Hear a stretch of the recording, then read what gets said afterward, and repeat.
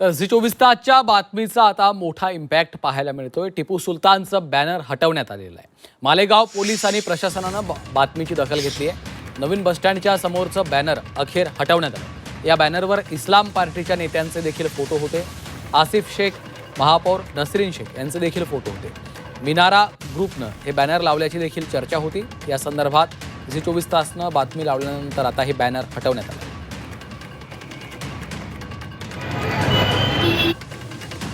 मालेगावात रमजान ईदचा जो उत्सव आहे, सण आहे, तो उत्साहात साजरा होत असताना मालेगावच्या नवीन बसस्टँडच्या समोर असलेला जो ब्रिज आहे, त्या ब्रिजच्या खाली एक बॅनर लावण्यात आलेला होता आणि मिनारा जो ग्रुप आहे त्या ग्रुपतर्फे तो बॅनर लावण्यात आल्याची चर्चा होती। त्या बॅनरवर माजी आमदार आसिफ शेख यांचासुद्धा फोटो होता आणि जे आत्ताचे महापौर आहेत नसरीन शेख यांचासुद्धा त्यावर फोटो होता आणि त्या बॅनरवर टिपू सुलतान यांचा फोटो लावण्यात आल्याने पुन्हा जी चर्चा आहे मालेगाव शहरात मोठ्या प्रमाणावर झालेली आहे।